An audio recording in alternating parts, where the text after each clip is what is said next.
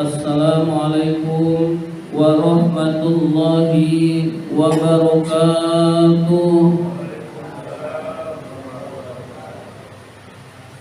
Alhamdulillahi rabbil alamin, wa bihi nasta'in ala umurid dunya waddin. Wassalatu wassalamu ala ashrafil anbiya'i wal mursalin, Sayyidina wa maulana Muhammadin wa ala alihi wa sahbihi ajma'in. Rabbi shrah li sadri wa yassir li amri wahlul 'uqdatam min lisani yafqahu qawli, amma ba'du. Bapak-bapak jamaah Majelis Ta'lim Al-Amin yang dimuliakan oleh Allah Subhanahu wa taala, pertama dan yang paling utama, puji syukur marilah senantiasa kita panjatkan kehadirat Allah Subhanahu wa taala atas limpahan nikmat-nikmatnya yang diberikan kepada kita semua. Antara lain kita masih tetap diberi nikmat iman, nikmat Islam, nikmat kesehatan, dan nikmat panjang umur, sehingga kita dapat berkumpul di tempat yang mulia ini dalam rangka menuntut ilmu di jalan Allah.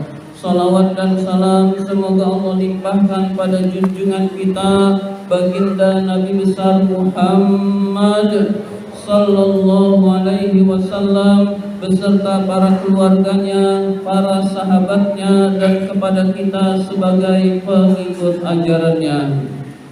Marilah kita awali taklim kita dengan membaca surat Al-Fatihah.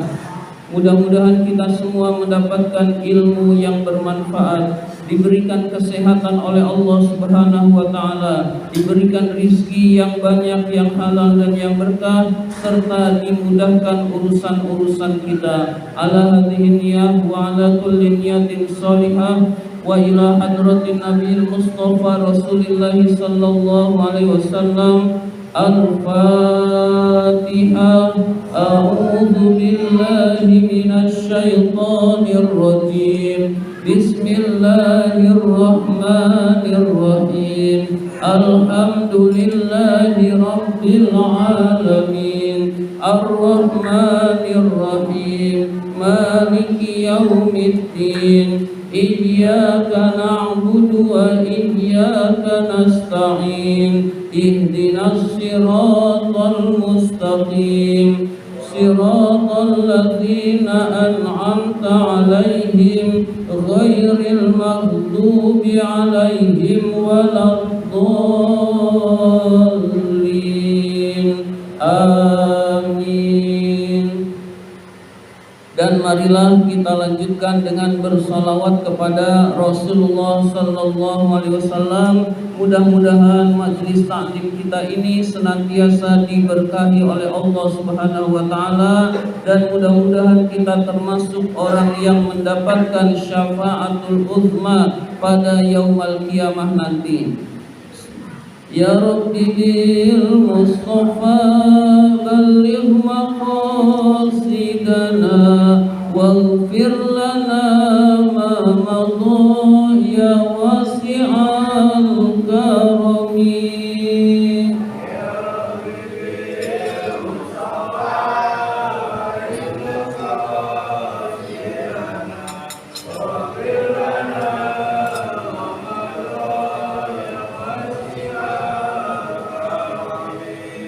Muhammadun sayyidul kaunaini wa thaqalaini wal fariqaini min urbin wa min ajami.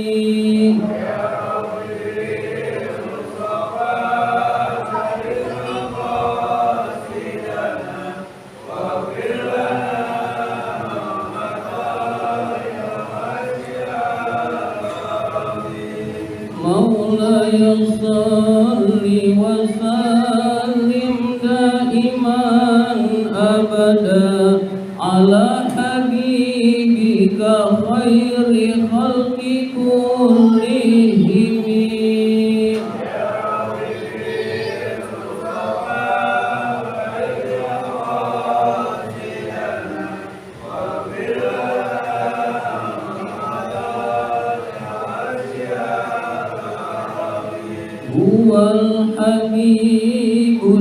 allazi turja syafa'atuhu likulli haulin minal ahwali muqtahimi.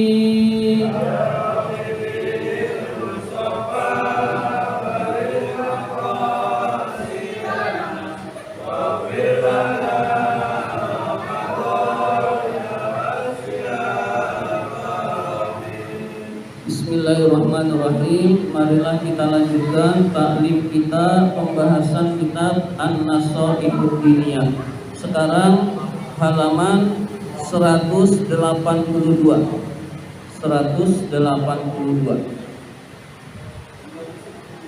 Anak-anak kalau di sini nggak boleh bercanda. Kalau ikut ngaji nggak boleh bercanda. Halaman 182. 1, 2, 3. Baris yang ketiga. Bismillahirrahmanirrahim. Wa qala alaihi salam. Nabi alaihi salam bersabda, wallahi, demi Allah, inni sesungguhnya aku la astaghfirullah, sungguh beristighfar kepada Allah, wa atubu ilaihi, dan bertaubat kepada Allah, fil yaumi, dalam sehari, aksara, lebih banyak, min sab'ina marratan, dari 70 kali. Jadi Rasul bersabdanya adalah, sungguh saya beristighfar kepada Allah, saya bertaubat kepada Allah setiap harinya lebih dari 70 kali. Dalam riwayat lain setiap harinya adalah 100 kali. Hadirin sekalian, jadi Rasulullah orang yang tidak punya dosa, orang yang sudah mendapat jaminan ampun dari segala dosa. Jadi jika punya dosa diampuni oleh Allah, padahal nggak punya dosa, istighfar dan mohon ampunnya kepada Allah adalah 100 kali dalam sehari. Hadirin sekalian, jadi 100 kali Rasulullah mohon ampun kepada Allah, beristighfar kepada Allah. Apalagi kita ini, hadirin sekalian, yang sudah jelas banyak dosa, yang setiap hari melakukan dosa-dosa, pasti harusnya istighfarnya lebih banyak dari Rasul. Rasul nggak punya dosa, istighfarnya 100 kali. Kita banyak dosa, berarti harus lebih banyak. Ya minimalnya kalau kita mau mencontoh Rasul, ya kita 100 kali. Hadirin sekalian, kita 100 kali beristighfar kepada Allah Subhanahu wa taala. Beristighfar kepada Allah Subhanahu wa taala minimal setiap hari, usahakan kita 100 kali. Hadirin sekalian, 100 kali itu mungkin terasa berat buat kita. Sebagian orang mungkin ada yang gak berat, hanya 100 kali. Ada yang masih berat. Kalau yang masih berat, cobalah dicicil.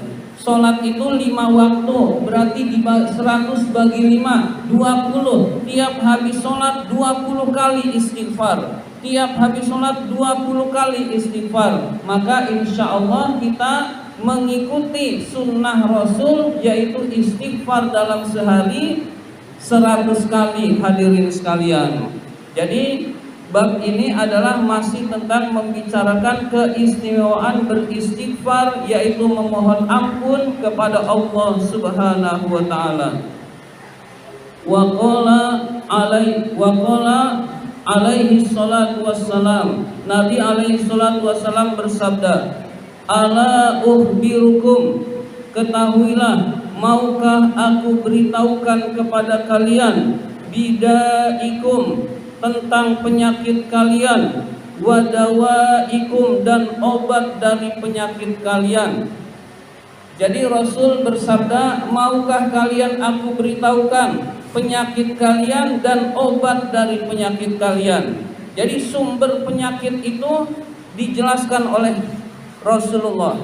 Ala, ketahuilah, innada akumudz dzunubu, sesungguhnya penyakit kalian adalah dosa-dosa. Wadawa akumul istighfaru, dan obat dari penyakit kalian adalah beristighfar kepada Allah Subhanahu wa taala.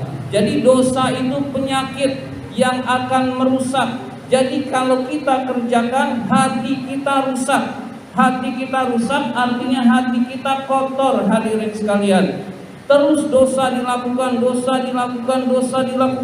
kotoran-kotoran hati semakin banyak, hadirin sekalian.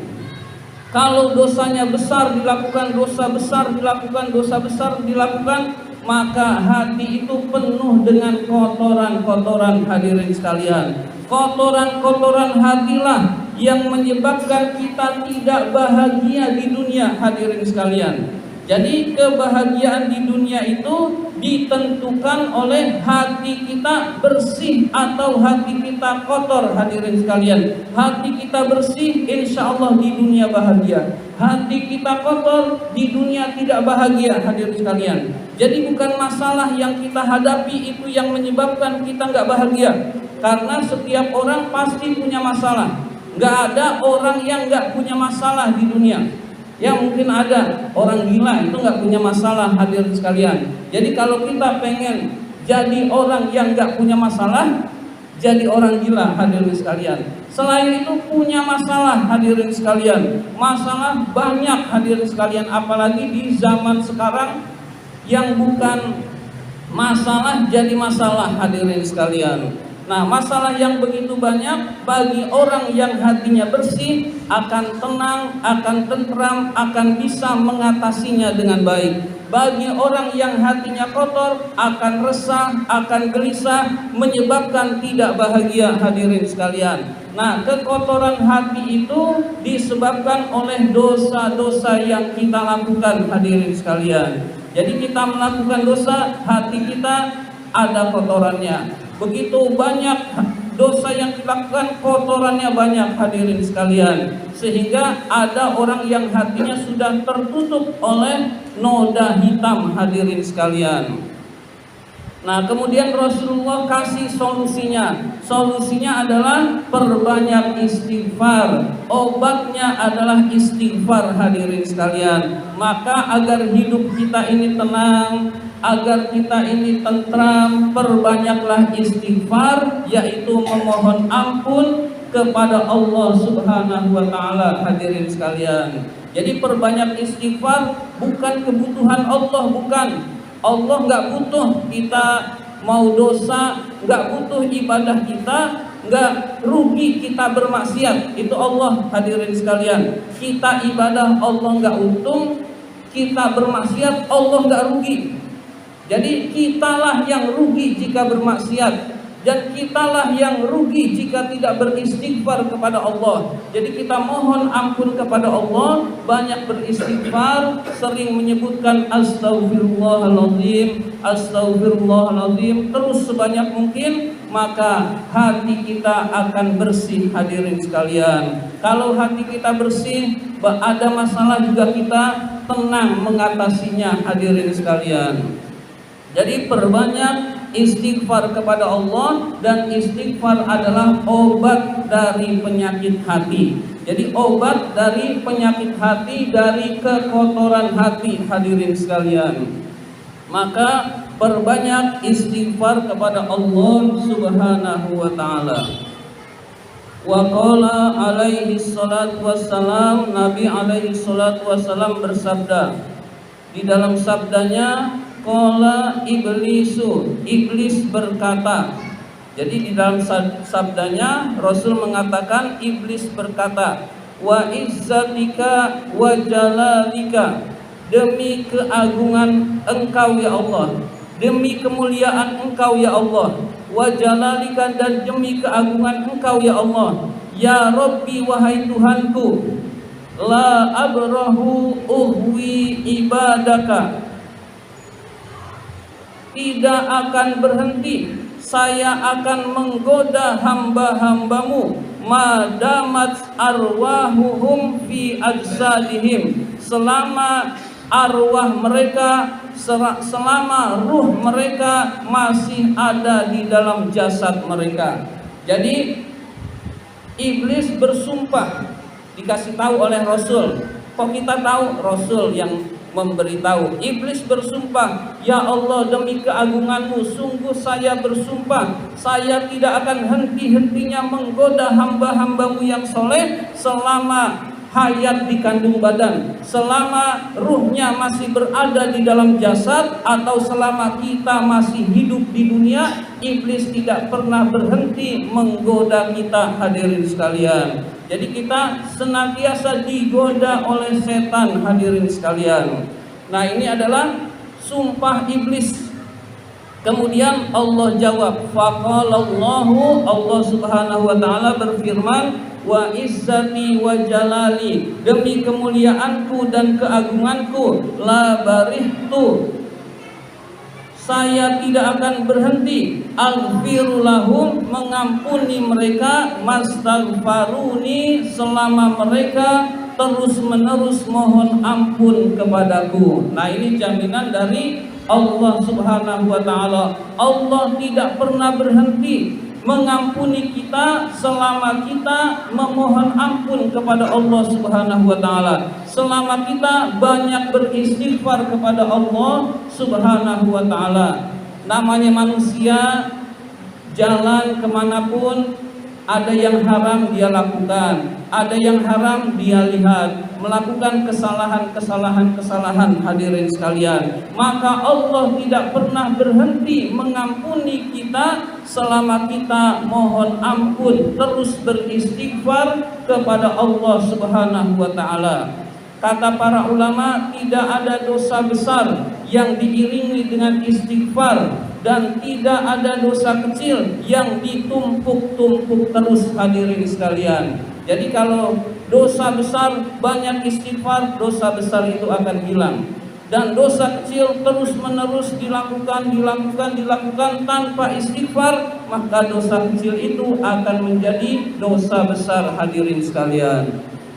Maka pentingnya kita istighfar bukan untuk keperluan siapa-siapa, apalagi untuk keperluan Allah, untuk keperluan diri kita sendiri. Kita ingin tentram, kita ingin tenang, cobalah istighfar, hadirin sekalian. Lebih-lebih sepertiga malam yang terakhir, hadirin sekalian. Sepertiga malam yang terakhir usahakan kita bangun, hadirin sekalian. Sebelum subuh kita bangun. Sepertiga kelamaan, karena dari jam 3 ya udah jam 4 kita bangun.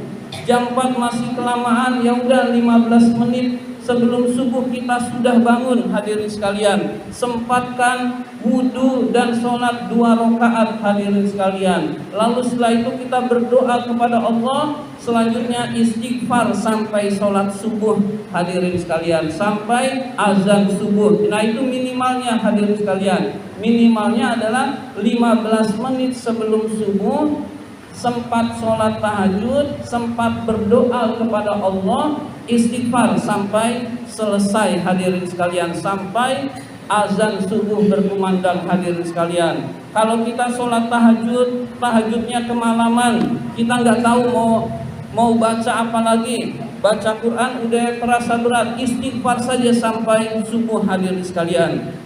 Astagfirullahaladzim, astagfirullahaladzim, astagfirullahaladzim. Kalau itu kepanjangan ya astagfirullah, astagfirullah, astagfirullah, sampai tidak terhitung, hadirin sekalian. Karena ciri daripada hamba Allah di dalam Al-Quran adalah orang-orang yang beristighfar kepada Allah pada waktu sahur, pada sepertiga malam yang terakhir, hadirin sekalian. Kita sempatkan sebelum subuh, kita sempat istighfar, hadirin sekalian. Nah, itu lebih afdol lagi kalau kita bisa sepertiga malam yang terakhir kita perbanyak istighfar. Insya Allah hatinya akan tenang, hadirin sekalian. Kalau hati kita tenang, hati kita bersih. Jadi kalau kita beristighfar, kotoran-kotoran di dalam hati itu seolah-olah dibersihkan, sehingga orang yang terus-menerus istighfarnya hatinya bersih, hadirin sekalian. Kalau hatinya bersih, hidup di dunia ini nikmat, hadirin sekalian. Tidak ada dendam, tidak ada permusuhan, tidak ada iri hati, tidak dengki kepada orang lain. Itu hatinya tentram lantaran kita perbanyak istighfar kepada Allah Subhanahu wa taala. Jadi Allah berjanji akan selalu mengampuni orang-orang yang beristighfar kepada Allah Subhanahu wa taala. Jadi selama kita masih hidup, selama itulah kesempatan untuk bertobat, untuk mohon ampun kepada Allah itu selalu dibuka, hadirin sekalian. Wa qala Abdullah bin Umar radhiyallahu anhu. Abdullah bin Umar berkata, kunna na'uddu li Rasulillah sallallahu alaihi wasallam. Kami menghitung kepada Rasulullah sallallahu alaihi wasallam fil majlisil wahidi, pada satu majelis, pada majelis yang satu, mi'ata marratin, sebanyak 100 kali. Jadi Abdullah bin Umar ini mengamati Rasulullah, duduk di majelis, diamati oleh Abdullah bin Umar ini. Kemudian Abdullah bin Umar ini melihat Rasulullah sambil mendengar apa yang diucapkan oleh Rasulullah dalam suatu majelis, dalam tiap majelis, hadirin sekalian. Ternyata Rasulullah mengucapkan Rabbil firli wa tub alayya innaka antat tawwabur rahim. Nah, Abdullah bin Umar itu menghitung Rasulullah mengucapkan ini sebanyak 100 kali, hadirin sekalian. Jadi tiap Rasulullah duduk di majelis baca ini 100 kali. Tiap Rasulullah ada di majelisnya bisa beda-beda. Rasul baca kalimat ini 100 kali. Nah, ini juga bisa kita amalkan, hadirin sekalian.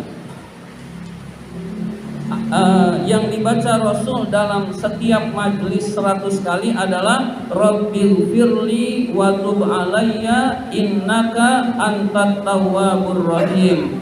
Rabbil firli, ya Tuhanku, ampunilah aku. Wa tub alayya, terimalah taubatku. Innaka, sesungguhnya, anta, engkau, at-tawwabu, maha penerima taubat, ar-rahimu, maha penyayang. Nah, ini bisa kita amalkan, hadirin sekalian. Sekarang juga bisa. Rabbil firli wa tub alayya innaka antat tawwabur rahim. Rabbil firli warhamni. Rabbil firli wa tub alayya innaka antat tawwabur rahim. Terus sebanyak 100 kali dalam suatu majelis, hadirin sekalian. Nah, itu amalan dari Rasulullah yang diceritakan oleh sahabat bernama Abdullah bin Amr. Fa'alaika, maka sebaiknya, rahimakallah, Allah merahmati kamu, bil iksari, memperbanyak. Jadi sebaiknya kamu memperbanyak, kata Al-Habib, min hadzal zikri al-mubaraki, zikir yang diberkahi ini, allazi kana min Rasulillahi sallallahu alaihi wasallam, yang ini adalah langsung bersumber dari Rasulullah sallallahu alaihi wasallam, bihadhil manzilati, di dalam suatu tempat. Jadi ini adalah amalan yang bersumber langsung dari Rasulullah, diceritakan oleh para sahabat, diceritakan oleh sahabat bernama Abdullah. Hendaklah kita mengamalkan amalan ini, hadirin sekalian. Rabbil firli wa tub alayya innaka antat tawwabur rahim. Kalau lupa tinggal lihat kitabnya, ada di lemari, hadirin sekalian. Kalau kita lupa, kalau kita ingin mengamalkan lalu kita lupa redaksinya, ya kita bisa lihat sendiri. Wa balaghuna, telah sampai berita kepada kita, annal imama Ahmad bin Hambal, bahwa Imam Ahmad bin Hambal rahimahullah, semoga Allah merahmati beliau, ru'ya, dilihat. Imam Ahmad bin Hambal dilihat ba'da mautihi, setelah kematiannya, fil manami, di dalam mimpi. Jadi Ahmad bin Hambal sudah meninggal, lalu beliau itu dilihat oleh entah itu muridnya, entah itu orang soleh. Jadi dilihat di dalam mimpi seseorang. Fazakaro, Imam Ahmad bin Hambal menyebutkan maksudnya mengatakan, annallaha, bahwa Allah, nafa'ahu katsiran, memberikan manfaat kepadanya dengan banyak. Jadi menceritakan Ahmad bin Hambal ini bahwa saya di alam kubur itu mendapat kenikmatan, mendapatkan derajat yang tinggi, mendapatkan fasilitas-fasilitas di alam kubur ini dengan mudah. Itu kata Ahmad bin Hambal di dalam mimpinya, mimpi seseorang, hadirin sekalian. Bi kalimatin, disebabkan kalimat-kalimat sami'aha yang beliau dengar min Sufyan As-Tsauri rahimahullah, dari seorang bernama Sufyan As-Tsauri rahimahullah. Semoga Allah merahmati Sufyan As-Tsauri. Jadi ketika Ahmad bin Hambal itu masih hidup, beliau diajarkan doa oleh seorang ulama yang bernama Sufyan As-Tsauri. Ini juga seorang ulama, hadirin sekalian, Sufyan As-Tsauri. Lalu beliau amalkan itu, doa itu beliau amalkan. Kemudian di alam kuburnya Ahmad bin Hambal mendapatkan kenikmatan disebabkan doa ini, hadirin sekalian. Wahia hadhihi, doa itu adalah Allahumma ya Rabba kulli syai'in bi qudratika ala kulli syai'in ighfirli kulla syai'in wala tas'alni an syai'in. Nah, itu doanya sampai situ. Ya, agak belum terbiasa kita dengan doa ini. Allahumma ya Rabba kulli syai'in bi qudratika ala kulli syai'in ighfirli kulla syai'in wala tas'alni an syai'in. Nah, Ahmad bin Hambal diajarkan oleh Sufyan As-Tsauri doa ini, lalu beliau mendapatkan nikmat kubur. Nah, beliau ceritakan di dalam mimpi kepada seseorang, hadirin sekalian. Allahumma ya Allah ya Rabba kulli syai'in, wahai Tuhan segala sesuatu, pemilik segala sesuatu, bi qudratika, dengan kekuasaanmu, ala kulli syai'in, atas segala sesuatu, ighfirli, ampunilah aku, ighfirli, ampunilah untukku, kulla syai'in, segala dosaku, wala tas'alni, janganlah engkau tanya aku, an syai'in, tentang sesuatu. Ya, maksudnya jangan engkau tanya aku, tanya termasuk kemungkinan pertanyaan mungkar nakir, hadirin sekalian. Jadi ini adalah doa yang diamalkan oleh Ahmad bin Hambal yang menyebabkan beliau mendapatkan di alam kuburnya itu nikmat dan fasilitas dari Allah Subhanahu wa taala. Intaha bimaknahu, selesai perkataan tentang Ahmad bin Hambal. Fa'alaika aidon, maka sebaiknya juga bagi kamu bil iksari, memperbanyak min hadhil kalimatil mubarakati, doa yang diberkahi ini. Sedikit lagi, wa minal maksuri, dan diantara amalan yang diajarkan oleh Rasul, yaitu adalah man istaghfarallah, barang siapa yang meminta ampun, beristighfar kepada Allah, kulla yaumin, setiap hari, lil mu'minina, untuk orang-orang mukmin, wal mu'minat, dan untuk orang-orang mukmin perempuan, sab'an wa isrina, sebanyak 27 kali, wa isrina marratan, sebanyak 27 kali, sara minal ibadil ladzina bihim yurhamul khalqu,